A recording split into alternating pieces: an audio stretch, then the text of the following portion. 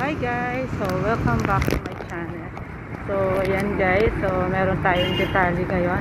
And hindi ko dinadala yung monopod natin dahil yun nga, para at safety tayo sa ating gagawin natin.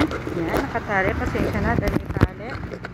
For safety na rin mga guys, mga kabalan. So may ichichika lang tayo ng kaunti mga kabalan. Hindi tayo pwedeng mag live chat ngayon kasi nga nasa labas tayo habang papunta tayo sa pupuntahan natin, mga kabalen, mga foster. May share lang ako guys, mga kabalen, kasi for the past years ago pa pala ang nangyari dito sa uncle ko na hindi kanais-nais. So siguro hindi namin alam kung anong tumatakbo sa isip ng uncle namin.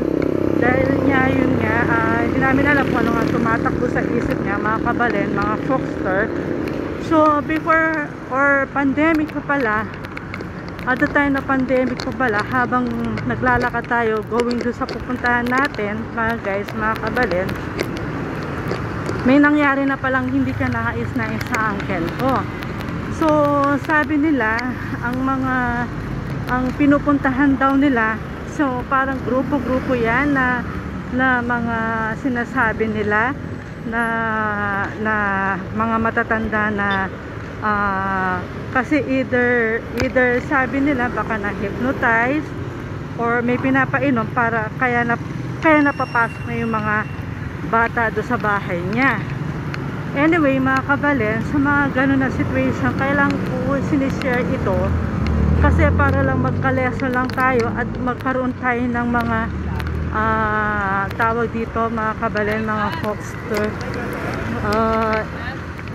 Isi-share lang natin habang naglalakad tayo. So para lang magkaroon na lang ng lesson sa mga matatandang mga senior citizen senior citizen sa mga ating mga situation na hindi natin inaasahan mga kabalen, mga foster. So yun guys, anyway, maingay sila, so nakahakot sila ng mga customer. Anyway mga kabalen, mga foster, so yun nga, kaya lang gusto ko lang i-share ito sa mangyayaring hindi maganda guys, mga kabalen. So hindi namin alam kung ano ang tumatakbo sa isip ng uncle ko. So kaya lang gusto ko lang i-share ito sa mga nadudulot ng mga, kasi iba-iba yung mga pangyayaring hindi maganda mga kabalen, mga foster. So ito, habang nagkukwento ako sa inyo, habang nagchichikaan ako sa inyo mga guys, mga kabalen, gusto ko lang i-share para lang magkaleso. Kasi siguro medyo na-hypnotize yung uncle ko or may pinapainom. Sabi niya daw na nakilala niya yung isang bata muna na hindi ko muna maaari ipakita dito. So it's a private talaga yon, kaya lang gusto ko lang i-share kasi nga hindi rin ako matahimik dahil matagal ko nang pinag-iisipan nito mga kabalen, mga foster, kung i-vlog ko ba o hindi. Kasi nga guys, mga kabalen, gusto ko lang talagang i-share para magkaleso lang yung mga taong walang nagbabantay sa mga senior citizen. So yun lang,